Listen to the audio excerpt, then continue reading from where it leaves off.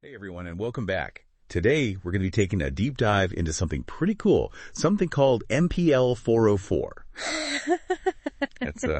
It's causing some waves, I guess we could say, in the crypto world. But before we get started, I do want to introduce you. Sure. And, have you give a little bit of background about yourself? Yeah, absolutely. So I'm thrilled to be here today to dive into this topic with you. I've been working in the blockchain space for a few years now. Wow. And, I've seen firsthand how NFTs and DeFi have really started to kind of reshape the way we think about digital assets. Yeah. So when MPL404 came on the scene, I was immediately intrigued. Yeah, and for our listeners, we are going to be looking at the Metaplex developer documentation. Right. We've got some how-to guides, FAQs, and things like that.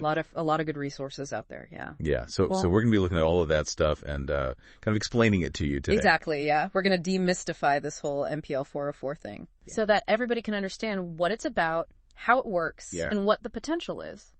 Yeah. So you mentioned a second ago NFTs and DeFi. Mm-hmm. And this really seems like it's kind of bridging those two worlds. It really does. Which is super interesting because, I feel like for a long time, at least from my perspective, I agree. Those have been two very separate things. Two separate worlds, yeah. And this is kind of the first time that I've seen something that really brings those together. Bridges that gap. Yeah. So that's what I think is so cool about it. And maybe we should start, for the listener, by just explaining, what exactly is MPL404? Yeah, that's a great place to start. So, in a nutshell, MPL404, it's not a new token standard itself. Okay. But it's a way of creating what are called hybrid assets. Okay. And these assets can basically exist as either NFTs, non-fungible tokens, right, or they can be swapped into fungible tokens and back again. So it's not like they're both at the same time? No. It's that they can... Yeah, they can switch between the two. Okay. Yeah, it's like having, think of it like a transformer toy, right? It can be a robot or it can be a car. Got it. But not both at the same time. So they're switching states or transforming or morphing or something like that. Exactly. Yeah. So to make this possible, MPL404 utilizes a special swap program called MPL-Hybrid, and this program basically facilitates the back and forth exchange between the NFT form and the fungible token form. Okay, so it's like a piece of code or like almost the vending machine. You put in the vending machine, your NFT and it spits out. Out pops the tokens, yeah. Okay, got it. And vice versa. Got it. So let's talk a little bit about, so I understand the different forms, right? You've got your unique NFT. Yes. You've got your fungible tokens. But then there's this thing called a dual escrow system. That is kind of a core part of how MPL404 works. Exactly. That's where the magic happens. So what is that exactly? Yeah. So the dual escrow system, it's essentially a way to ensure that each form of the asset is backed by the other. Okay. So imagine you have two digital vaults, right? Right. One holds the NFT and the other holds, let's say, the equivalent value. Got it. In the fungible tokens. Okay. So it's almost like collateral. Exactly, like collateral, yeah. So when you swap your NFT, right, the NFT goes into one vault and the tokens are released from the other. Okay, so there's always something there. There's always something there. Right, backing it up. Backing up the value, yeah. So it's a way to kind of build in some stability and trust into the system. So because it's not just, it's not like you're just sending your NFT off into the void. Exactly. And hoping to get something back. Yeah, it's all very, very secure and transparent because of this dual escrow system. Got it. Yeah. And you mentioned earlier that this is different from, something like ERC404. Right. Yeah. On Ethereum. So ERC404, that's another attempt to kind of create these hybrid assets. Yeah. But it tries to make the asset both fungible and non-fungible at the same time. Okay. Which kind of gets a bit messy conceptually. Yeah. But MPL404, it's not about being both at once. It's about being able to seamlessly switch between the two. Okay, so it's a different approach. A different approach, a more elegant approach, I would say, okay, to achieving this hybrid asset concept. Got it. So we understand now kind of what MPL404 is, how it works, right, this swapping mechanism. But why? Why is this something that that people should be excited about? Right, that's the big question, right? Why should anyone care? Yeah. Well, I think there are a few reasons. So first of all, let's think about it from the perspective of an NFT enthusiast. Okay. Right. So imagine you own a really cool NFT, but it's just kind of sitting there, right? In your wallet. Just looking pretty. Just looking pretty, Yeah. But now with MPL404, you can temporarily swap that NFT for fungible tokens. Okay. That you could then use, for example, in DeFi lending protocols. Okay. So you could put those tokens up as collateral for a loan. So you're unlocking the liquidity. You're unlocking liquidity that was previously kind of locked up in that illiquid NFT. Right. It's not just about building it and holding it and hoping it goes up in value. Exactly. You can actually use it to do other things in the DeFi ecosystem. That's awesome. Yeah. And then when you're done, you can swap back. You can get your NFT back. You're not losing your NFT. You're not losing your NFT. Right. It's just a temporary transformation. It's just going out there and doing some work. Exactly. Doing some work for you. I like that. Yeah. Okay. So that's the NFT, folks. But what about, what if you're just a token holder? Like why should you care about MPL404? Yeah, good question. So now let's flip the script. Okay. All right. Imagine you're a token holder and you want to represent your online identity, let's say, with something more unique, more expressive than just, a bunch of numbers in your wallet. Yeah, because tokens, they all kind of look the same. They all look the same, right? Yeah, it's just a balance. But with MPL404, you could swap your tokens for an NFT that visually represents you, your brand, your community. Interesting. This opens up some exciting possibilities in areas like gaming, community building, even things like identity representation. Yeah, so you could have your boring token that you use for whatever DeFi stuff you're doing. Right. But then you could swap it into this NFT that represents you in a game. Exactly. Or in a community. Or gives you access to certain perks. Or something like that. In a community, yeah.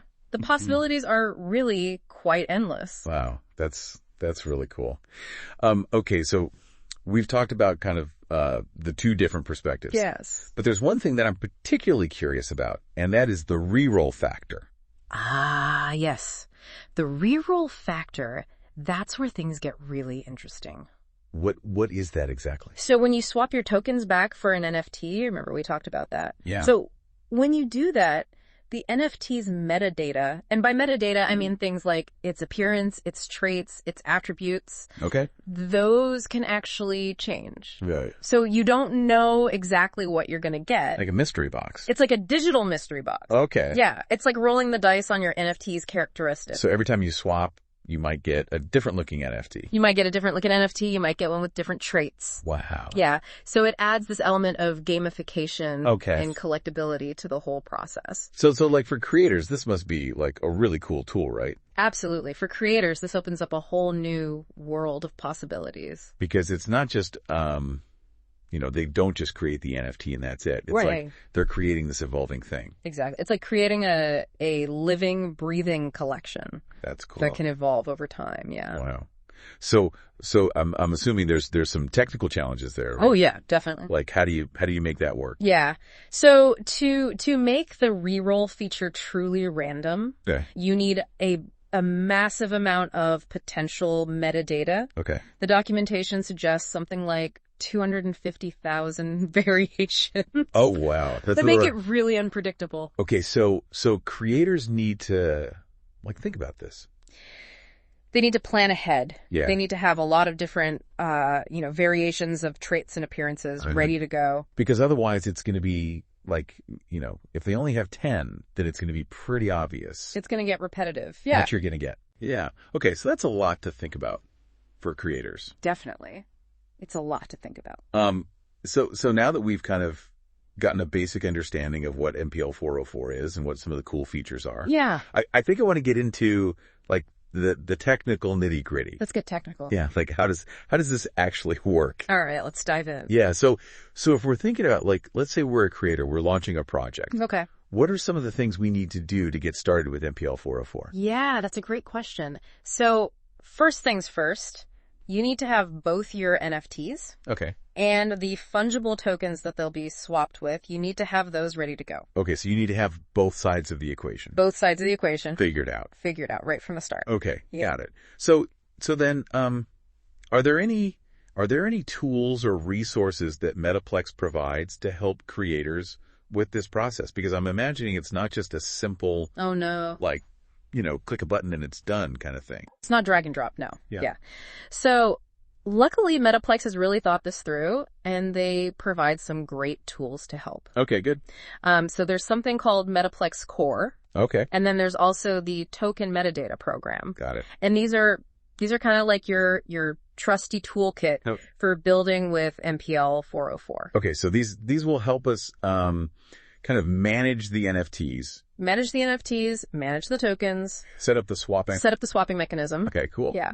And then there's also the matter of choosing the right off-chain storage solution. Off-chain storage, what's that? Yeah, so your NFT metadata, that needs to be stored somewhere, right? Okay. And it's often stored off-chain, meaning it's not directly on the Solana blockchain. Okay, why is that important? Well, remember that reroll feature we talked about? Oh, yeah. So for that to work seamlessly, you Yeah. need a storage solution that supports something called incrementing URIs. Okay. And that's essentially a way to easily update the link to your NFT's metadata. Okay, so it's like a way to keep track of all the different variations. Exactly. Yeah, so that when the reroll happens, Right. it can fetch the correct metadata. Okay, got it. So there's a lot of moving parts here. There are a lot of moving parts, yeah. Even before you get to like the actual design of the NFTs and tokens themselves. Right. You need to think about the infrastructure. Yeah. You need to think about the storage. Right. You need to think about the swapping mechanism. Okay, and one of the things that you mentioned earlier was Shadow Drive. Yes. So that's one option for this off-chain storage. That's one option, yeah. There are others as well. Okay. But Shadow Dreamt is a popular one because it does support Got it. these incrementing URIs. Okay, so I'm starting to get a sense of like the scale of this. Yeah, it's bigger than it seems at first glance. Yeah. There's a lot going on behind the scenes. So I guess one of the things that I'm thinking about is, we've talked about all this technical stuff, but we haven't really talked about like what would make a MPL 404 project successful?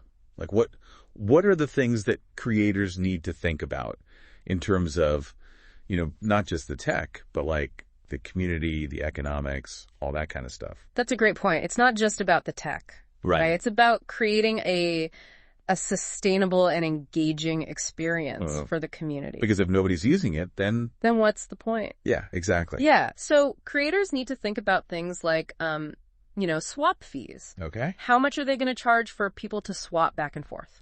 Right, because if they charge too much, then nobody's going to do it. Exactly. Nobody's going to use it. Right. And then if they charge too little, Then they're not making any money. they're not making any money. Yeah. And the project might not be sustainable. Right, so it's all about finding that sweet spot It's all about finding that balance. between like, making it Enticing for the community. accessible for people. Exactly. And also making it profitable for the creators. Right. Okay, that's really interesting. So yeah, there's a lot to think about. Yeah, it's not just about the cool tech. It's not just about the tech. It's just about everything else that goes around it. Yeah, it's about the community. It's about the economics. It's like creating a whole mini economy. It is. It really is. Almost. Yeah. Wow, that's fascinating. Yeah, it's pretty cool. So I'm really curious to dive deeper into like some of these specific examples. Yeah, let's get into some examples. See how this is actually being used. Absolutely. But I think we've laid a good foundation here. I think we have a good foundation, yeah. In this first part. So Yeah. we'll come back in part 2. We'll come back and dive into some of the specifics. Yeah, and really get into some of those more in-depth examples. Sounds good. I'm excited. All right, see you then. Welcome back to our deep dive into MPL 404. Okay, so we've laid the groundwork, and I think we've got a pretty good feel for what MPL 404 is all about. But now I kind of want to know, like, how does the actual swapping process work? Like, what are the mechanics of that? Right, yeah, that's the heart of it all, right? So yeah, it all revolves around that dual escrow system that we talked about. Okay. And remember how we talked about that escrow being a PDA, a program derived address? Oh, yeah. So funding that escrow, that's the essential first step. Okay. You can't have those seamless swaps without the assets to back them up. Yeah, that makes sense. So it's kind of like making sure there's enough money in the bank to cover those transactions. Exactly. Yeah, it's like having the reserves in place. Okay. So how does that actually work? Like, do you just send your NFTs and tokens to some special wallet address? Yeah. Well, it's it's a little more nuanced than that. Okay. Because remember, we talked about the escrow being a PDA, a program derived address. And that means that only the program itself can control that address. Okay. So directly transferring assets into the escrow like you would with a regular wallet, that's not really an option. Okay, so there's a bit of a technical hurdle there. Yeah, there's a little bit of a technical hurdle. So what's the solution? So the solution is coding. Okay. Thankfully, the documentation provides some helpful code snippets that developers can use to securely transfer those assets into the escrow. Okay, so it's not as simple as hitting send on your favorite wallet app. Right, exactly, yeah. It requires a little bit more finesse, a little bit of developer magic, but it's all laid out pretty clearly in the Metaplex documentation. Okay, cool. That's good to know. So let's say our escrow is funded and ready to go. All right. What happens when someone wants to actually swap their NFT for tokens? Okay, so in MPL404 lingo, that's called a release. A release. So you're essentially releasing your NFT from your custody. Okay. Sending it back to the escrow in exchange for the equivalent value in tokens. Okay, so it's like your NFT is going back to its digital home base. I like that. Yeah.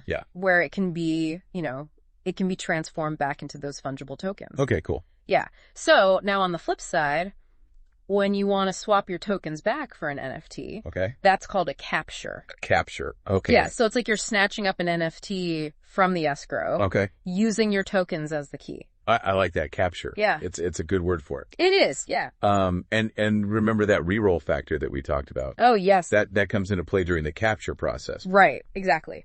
So if the project has that feature enabled, the NFT that you capture, it might have different traits. It might even have a different appearance. Wow. Than the one that was originally released. Okay, so that's where that element of surprise comes in. Yeah, the element of surprise, the gamification aspect really kicks in during that capture process. That's so cool. This whole swapping mechanism, the reroll feature. Yeah. I keep thinking about how cool this would be for gaming. Oh, yeah. Like, imagine if... It's a perfect match, isn't it? Like, the dynamic nature of MPL404, it aligns so well with the world of online games. Right, because games are constantly evolving. Constantly evolving, yeah. Yeah. And so, are these assets now? And so are these assets. Yeah. So walk me through, like, how would this work in a game? Like, what would be a concrete example?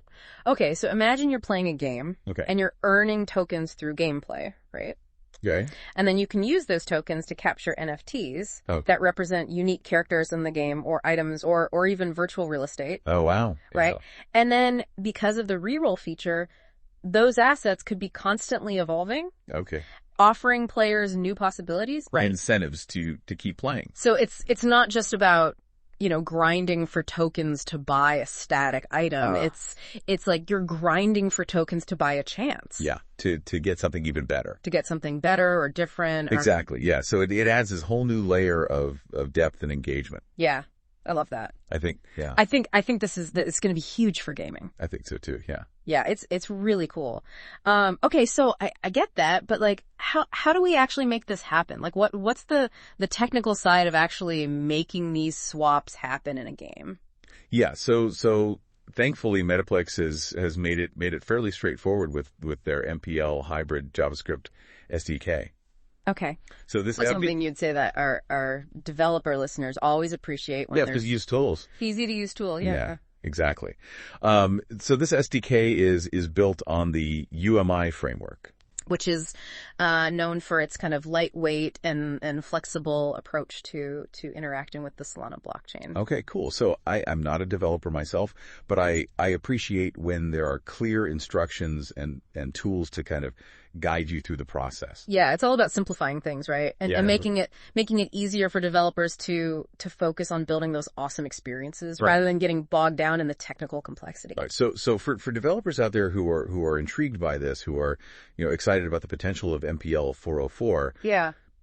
This JavaScript SDK is a great place to start. Absolutely. Yeah. Yeah, it's a great way to kind of get your feet wet, experiment, and start building And with all these potential use cases, like we've been talking about, Yeah. from DeFi to gaming and beyond, Yeah. I think we're just scratching the surface. I think so too. Yeah. It's really early days Yeah. for MPL404, but the potential is just immense. Yeah, it's really exciting. Okay, so before we kind of go too far down the rabbit hole of all the possibilities, Right. I do want to circle back to that idea of balancing swap fees and trait rarity Yeah. that we mentioned earlier, because it seems like that's a really crucial aspect for any MPL 404 project to be successful in the long run. It's make or break. Yeah. If you get that balance wrong, Yeah. the whole project can fall apart. So remind us again, like why is that so important? Yeah. So remember, if swap fees are too high, then nobody's going to want to swap. Right. Right. Because it's going to be too expensive. Right. And if they're too low, Yeah. you risk flooding the market. Right. And then the NFTs aren't worth anything. And the NFTs lose their value. Right. So it's about finding that sweet spot where the project is both sustainable for the creators, but also engaging for the community. Right. So it's a delicate balance. It's a very delicate balance. Yeah. It's like walking a tightrope almost. Yeah. It's a tightrope walk. Yeah. Okay. So that's one challenge. Right. Are there any other like potential challenges or risks Oh, yeah. that creators should be aware of? I mean, like any new technology, right? Yeah. There's always the risk of unforeseen issues or even exploitation. Right? Because we're still early days. Yeah, early days, the technology is still developing, so Yeah. security is paramount Right. in any blockchain-based system, and MPL 404 is no exception. Right. So what are some of the steps that creators can take to mitigate those risks and make sure that their projects are secure? Yeah, so I think one key aspect is just robust smart contract development. Right. Right?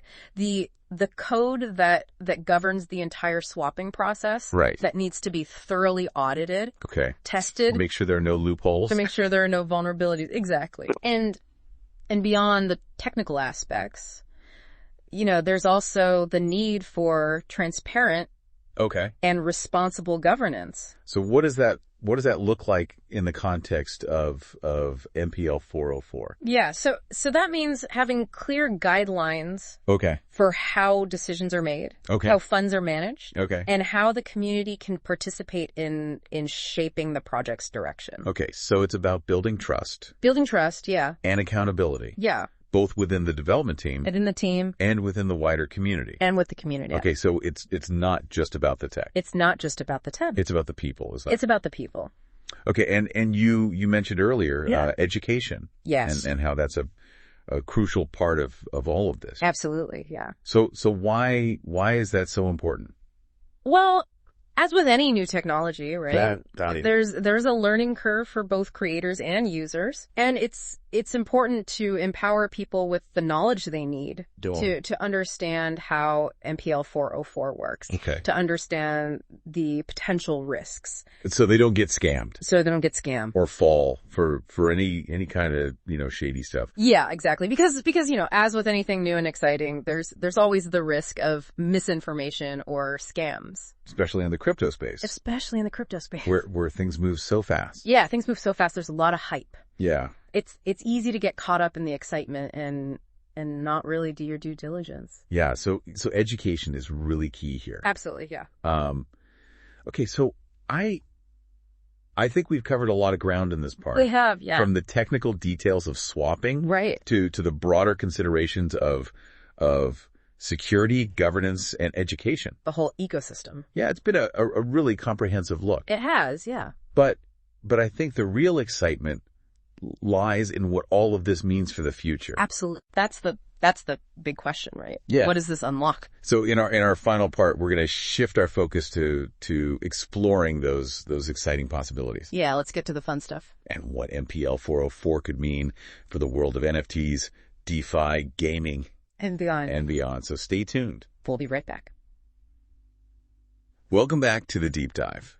We've spent the last two parts really getting into the nuts and bolts of MPL 404. Yeah. What it is, how it works, even some of the challenges involved. A lot to unpack, yeah. Yeah. But now I'm really excited to talk about like what does all this mean? Yeah, that's the fun part, right? Yeah. Where does this take us? Yeah, like what does MPL-404 unlock for the future of digital assets? That's the $1 million question, right? What are the possibilities? Exactly. So let's put on our futurist hats for a minute. Okay. What are some of the most exciting potential applications of MPL-404 that come to mind?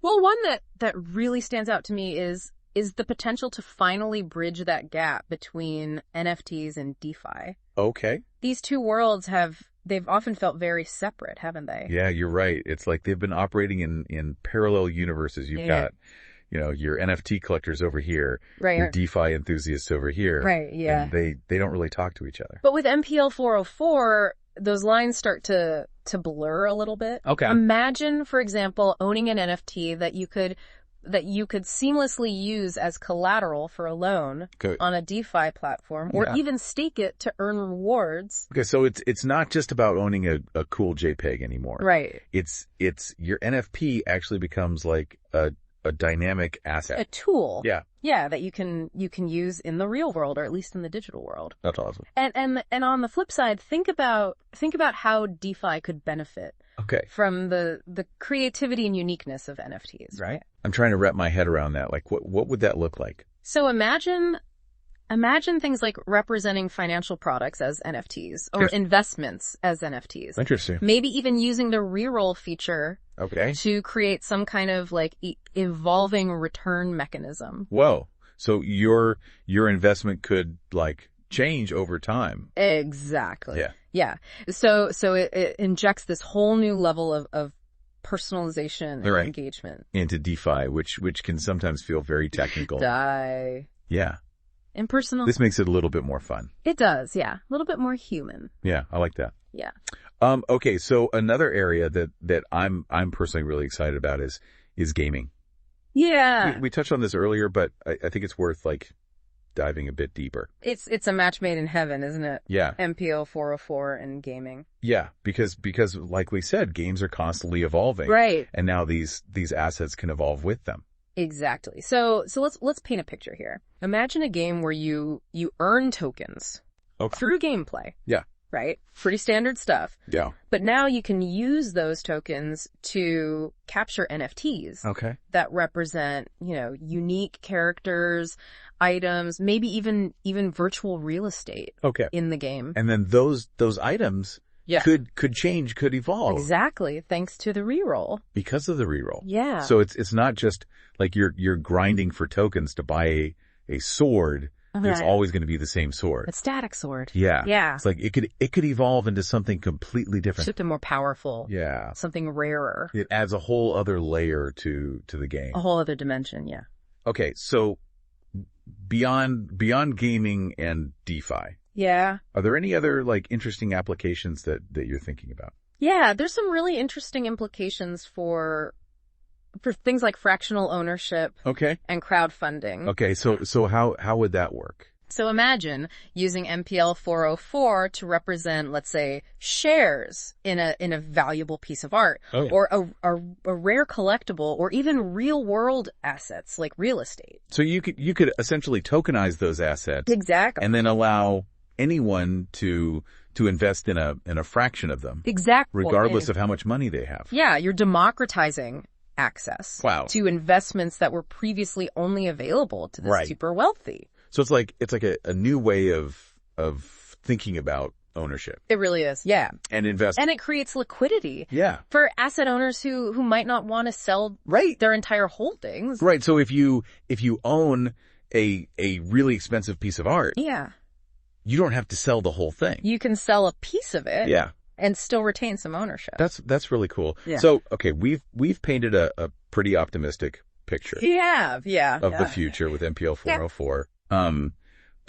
But I think it's important to acknowledge that it's not all sunshine and rainbows, right? Well, of course not. There are some potential challenges and risks to consider as well. Every innovation comes with its own set of hurdles. Yes. So what are some of the things that we need to be mindful of as this technology develops? Well, one that comes to mind immediately is just the complexity of building and launching a successful MPL-404 project. Right. It's not just about having a cool idea. Yeah, it's not just about the tech. Yeah. It requires, a deep understanding of the technology itself. Right. You need to have thoughtful tokenomics. Right. Got to get that balance right. You gotta get that balance right, yeah. Yeah. And a well-defined roadmap. Because otherwise it's just going to be another, flash in the pan. Yeah, it's going to fizzle out.